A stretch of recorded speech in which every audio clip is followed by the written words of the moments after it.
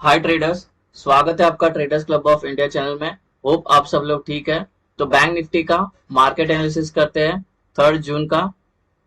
उससे पहले डिस्कस करते हैं कि अभी कल एग्जिट पोल है।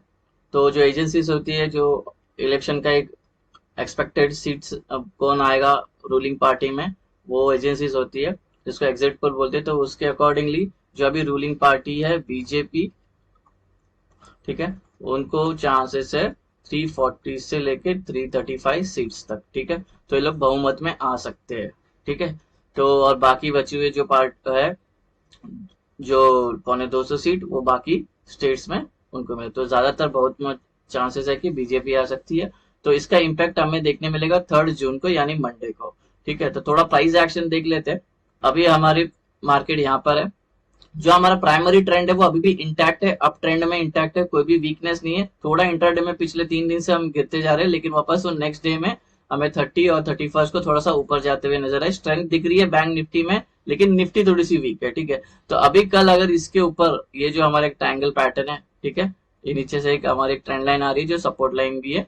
ठीक है, इसके ऊपर सस्टेन करती है तो ऊपर के टारगेट्स होंगे 49,500। अगर ये ब्रेक करता है तो 50,000 ऑल टाइम हाई के पास हम दिखेंगे जाते हुए। अगर ब्रेक करती है तो नीचे का लेवल हम नीचे का ब्रेक करके कोई नेगेटिव पैटर्न दिखती है तो नीचे के लिए हम 200 पॉइंट के लिए 48,500 ट्रेड कर सकते हैं। अगर ये ब्रेक करता है, अच्छा खासा सपोर्ट है। ये ब्रेक करता है और कोई नेगेटिव पैटर्न बनाता है तो नीचे का भी ट्रेड ले सकते हैं 48,200। अगर ये भी ब्रेक करता है तो 47,850 का हमें टारगेट देखने मिल सकता है। अभी हमारे इंट्राडे टाइम फ्रेम पे आ गए 5 मिनट्स के। सेटअप डिस्कस करने से पहले आपसे रिक्वेस्ट करता हूँ, अगर आप चैनल पे नए हो तो प्लीज चैनल को सब्सक्राइब जरूर करना और बेल आइकन को हिट करना, जिससे मेरी सारी वीडियोस के नोटिफिकेशन आपको समय पे मिलते रहे। गाइज, ये कल का हमारा न्यूट्रल पॉइंट है, नॉन ट्रेडिंग जोन है, ये असेंडिंग वाइड रेंज है। और ये नॉन ट्रेडिंग जोन की एरिया की वैल्यू होगी 48,835 से लेके 48,951। डिस्कस करते हैं रेजिस्टेंस लेवल। ये रेजिस्टेंस 1, इसके अंदर इंक्लूडेड है प्रीवियस डे हाई। ये नॉन ट्रेडिंग जोन एरिया है और ये नॉन ट्रेडिंग जोन एरिया की वैल्यू होगी 49,755 से लेके 49,146। रेजिस्टेंस 2, नॉन ट्रेडिंग जोन, ये नॉन ट्रेडिंग जोन की वैल्यू होगी 49,306 से लेके 49,378।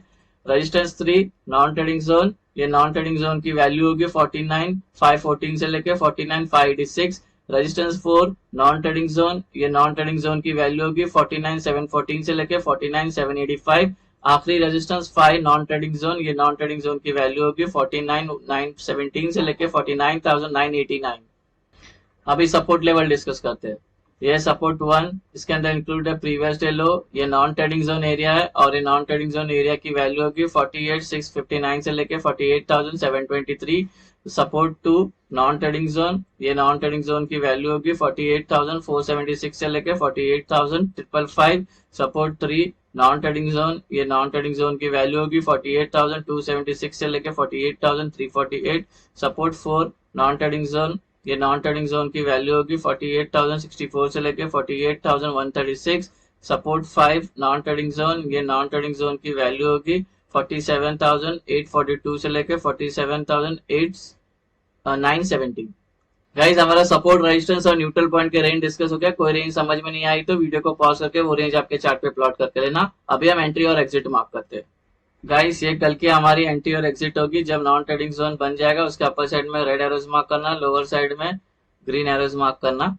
हालांकि ये उल्टा है, यहाँ पे ग्रीन करना और यहाँ पे रेड करना, शॉर्ट करने। ग्रीन का मतलब यहाँ पे ग्रीन होगा तो ये लॉन्ग होगा, और रेड का मतलब हमें सेल करना है, शॉर्ट करना है। यहाँ पे मैंने कलर गलत ले लिया है एरोज में, तो यहाँ पे ग्रीन होना चाहिए सब और यहाँ पे रेड होना चाहिए। तो बेसिकली क्या है, ये ग्रीन का मतलब हमें बाय करना है, लॉन्ग होना है, ये रेड का मतलब हमें सेल करना है, शॉर्ट करना है। गाइस, इस सेटअप में एंटर लेने के पहले 2 रूल है। वो 2 रूल जब तक मेट नहीं होते हम ट्रेड में एंटर नहीं ले सकते। जो पहला रूल है, प्राइस को नॉन ट्रेडिंग जोन में होना चाहिए। ठीक है, और जो सेकंड, पहला rule non trading, second rule जो है, अगर प्राइस नॉन ट्रेडिंग जोन में, नॉन ट्रेडिंग जोन मतलब एनटीजी आपको सारे लेवल्स में दिखेंगे। ठीक है, अगर second rule, price non trading zone में है तो उसको 15 मिनट उसके अंदर सस्टेन करना चाहिए। 15 मिनट के ऊपर कितने देर भी सस्टेन करती है तो चलेगा, कितने घंटे भी चलेगा। ठीक है, सस्टेन करने के बाद ऊपर का ब्रेकआउट आएंगे तो ऊपर का ट्रेड लेगा, नीचे का ब्रेकडाउन आया तो नीचे का ट्रेड लेगा। ठीक है, और ये हमारा एकदम बेसिक रूल है। जब तक ये रूल मेट नहीं होता हम ट्रेड में एंटर लेंगे नहीं, उससे अच्छा चुपचाप बैठो। ठीक है, तो और जब ये ब्रेकआउट आएगा, जब एंट्रीज की बारी आएगी, तो एंट्रीज में दो एंट्रीज होगी, एक होगी सेफ एंट्री होगी और जो दूसरी होगी वो एग्रेसिव एंट्री होगी। ठीक है, तो इसके बारे में हम एंड में बात करते हैं। फिलहाल के लिए अभी डिस्कस करते हैं, अगर ये गैप अप होता है तो ये सॉरी फ्लैट ओपन होता है तो अभी प्राइस यहाँ पे है, तो ये नॉन ट्रेडिंग जोन में हम आने का वेट करेंगे इसको, या तो यहाँ पे या तो यहाँ पे, और यहाँ पे आने के बाद यहाँ पे आने के बाद हमारा दोनों रूल मैच होता है, प्राइस सस्टेन करती है 15 मिनट के ऊपर। तो अगर ये ऊपर का ब्रेकआउट करता है तो ऊपर का ट्रेड लेंगे, अगर ये नीचे का ब्रेकडाउन करता है तो नीचे का ट्रेड लेंगे, सेम यहाँ पे भी। ठीक है, डिस्कस करते हैं गैप अप। प्राइस यहाँ पर है, अगर ये गैप अप होती है सपोज यहाँ R2 में, तो ये टेक्निकली नॉन ट्रेडिंग जोन में हो जाएगी। तो रूल नंबर 1 तो ऐसे मेट हो गया। रूल नंबर 2, प्राइस यहाँ पे सस्टेन करती है 15 मिनट या 15 मिनट के ऊपर, तो मेट हो जाने के बाद ऊपर का ब्रेकआउट आया तो ऊपर का ट्रेड, नीचे का ब्रेकडाउन आया तो नीचे का ट्रेड। अगर ये गैप अप होने के बाद गिरना स्टार्ट करती है या और ऊपर जाती है, तो ऐसे में हम ट्रेड नहीं लेंगे जब तक प्राइस नॉन ट्रेडिंग जोन में कंसोलिडेट नहीं करती है तब तक। ठीक है, एग्जांपल के लिए गैप अप होती है और ये गिरना स्टार्ट करती है और ये नॉन ट्रेडिंग जोन में आके उसको सपोर्ट मिलता है और यहाँ पे टाइम स्पेंड करती है, हमारे दोनों रूल मेट करती है, प्राइस नॉन ट्रेडिंग जोन में भी है, 15 मिनट के ऊपर भी सस्टेन कर ली है। उसके बाद ये ऊपर का ब्रेकआउट आया तो ऊपर का ट्रेड, नीचे का ब्रेकडाउन आया तो नीचे का ट्रेड। अगर गैप अप बीच में कहीं पे हो रही है नॉन ट्रेडिंग जोन के, तो हम ट्रेड नहीं लेंगे, हम वेट करेंगे प्राइस को नॉन ट्रेडिंग जोन में आने का। उसके बाद ये सस्टेन करती है, दोनों रूल मेट होता है, उसके बाद जिस साइड का ब्रेकआउट करता है उस साइड का हमारा ट्रेड बन सकता है। अभी डिस्कस करते हैं गैप डाउन। प्राइस यहाँ पर है, अगर ये गैप डाउन सपोज यहाँ इसके अंदर होती है, नॉन ट्रेडिंग जोन में ही ओपन हो जाएगी S1 के, तो ये रूल नंबर 1 मेट हो गया। रूल नंबर 2, अगर ये सस्टेन करती है 15 मिनट या 15 मिनट के ऊपर, उसके बाद ऊपर का ब्रेकआउट किया तो ऊपर का ट्रेड, नीचे का ब्रेकडाउन किया तो नीचे का ट्रेड। अगर ये गैप डाउन होने के बाद ऊपर आने लगती है या और नीचे गिरने लगती है, तो जब तक प्राइस नॉन ट्रेडिंग जोन में आके कंसोलिडेट नहीं होती है, दोनों रूल मेट नहीं होता, हमारा ट्रेड बनेगा नहीं। ठीक है, तो एग्जांपल के लिए जैसे अभी गैप अप में किया था, सेम गैप अप में भी वही, गैप डाउन में भी वही फॉलो करना है। सपोज ये गैप डाउन हुई और ये ऊपर जाने लगी और ये नॉन ट्रेडिंग जोन में उसको रेजिस्टेंस फेस होता है और यहाँ पे ये कंसोलिडेट करती है 15 मिनट या 15 मिनट के ऊपर, उसके बाद ऊपर का ब्रेकआउट आया तो ऊपर का ट्रेड, नीचे का ब्रेकडाउन आया तो नीचे का ट्रेड। अगर ये बीच में कहीं पे नॉन ट्रेडिंग जोन के बीच में गैप डाउन हो रही है, तो हम वेट करेंगे प्राइस को नॉन ट्रेडिंग जोन में आने का। उसके बाद ये कंसोलिडेट करती है 15 या 15 मिनट के ऊपर, कितने घंटे भी, उसके बाद ये जिस साइड का ब्रेकआउट करेगी उस साइड का हमारा ट्रेड बन सकता है। अभी डिस्कस करते हैं टारगेट। अज्यूम करते हैं प्राइस अभी इधर है और हमारे दोनों रूल मेट हो गया, तो ब्रेकआउट आया तो हमने ऊपर का ट्रेड लिया, ऊपर का ट्रेड लिया, टारगेट क्या होगा 1 2 3, ये बीच में पिवट लाइन है तो ये 2 3 था। अगर ये वाला ऊपर का ट्रेड लिया तो ये 2 लेवल होंगे टारगेट, अगर ये वाला ऊपर का ट्रेड लिया तो ये वाले लेवल होंगे टारगेट। सेम वे अगर प्राइस यहाँ पर है, हमारे दोनों रूल मेट होने के बाद ब्रेक डाउन आता है, नीचे के ट्रेड में एंटर किया तो टारगेट क्या होगा, ये 2 हो गए। अगर ये नीचे का ट्रेड लिया तो ये 3 लेवल होंगे टारगेट, अगर ये वाला नीचे का ट्रेड लिया तो ये लेवल होंगे टारगेट। तो सारे टारगेट आपको ऐसे लेने हैं। गाइस ओआई का डेटा डिस्कस करते हैं। जैसे कि अभी इलेक्शन भी आए हैं, ठीक है, तो अभी अगर ऑप्शन चेन ओपन करोगे तो आपको कुछ डेटा दिखेगा ही नहीं, सब पॉइंट जीरो में डेटा है, तो उसको देख के कोई व्यूज नहीं बना सकते। खाली जो राउंड नंबर्स है, जैसे 49,000 पे थोड़े स्ट्राइक प्राइस जमा है 10 लाख के आसपास, बाकी तो सब जीरो है, बिकॉज सारे लोग वेट कर रहे हैं कि मंडे को क्या होगा, उसके बाद पोजिशन बनाएंगे। ठीक है, कोई ओवरनाइट पोजीशंस कैरी करना बहुत बड़ा रिस्क है, तो ऑप्शन चेन में कुछ बिल्डअप हुआ नहीं, तो कल आधे एक घंटे में आपको पता चल जाएगा कि कहाँ पे सबसे ज्यादा बिल्डअप हुआ है, तो अकॉर्डिंग टू उसके हम एक व्यू बना सकते हैं। फिलहाल के लिए अभी जिस स्ट्राइक प्राइस पे सबसे ज्यादा कॉल राइटर्स और पुट राइटर प्रेजेंट है, तो मैंने वो लिया है, तो उसका हम डिस्कस करते हैं। सपोज हम अगर अप ट्रेंड में चल रहे हैं, तो ऊपर हमें एक रेजिस्टेंस फेस करने मिलेगा 49,600 का।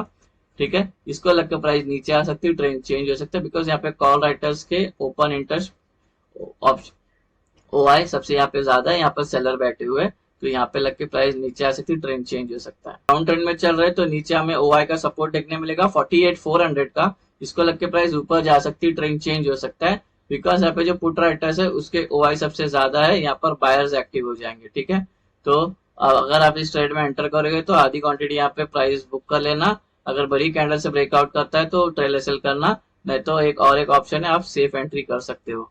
सेफ एंट्री क्या है मैं थोड़ी देर में बताता हूँ। ठीक है, तो अभी ये दो तो हो गया।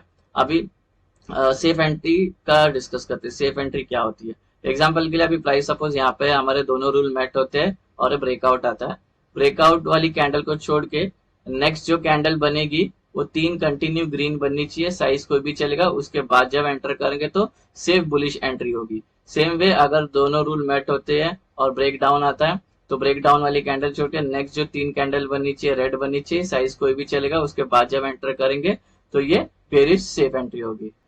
अभी एग्रेसिव एंट्री में डिस्कस करते हैं। एज्यूम करते हैं अभी यहाँ पे प्राइस है, हमारे दोनों रूल मैट हो गए और ये ब्रेकआउट आया, तो ब्रेकआउट वाली कैंडल छोड़ के नेक्स्ट जो कैंडल बननी चाहिए वो ग्रीन बननी चाहिए, साइज कोई भी चलेगा, लेकिन ये वाले जोन को टच नहीं करना चाहिए। कोई भी जोन से ब्रेकआउट आया तो उसके जोन को टच नहीं करना चाहिए, उसका विग भी टच नहीं करना चाहिए।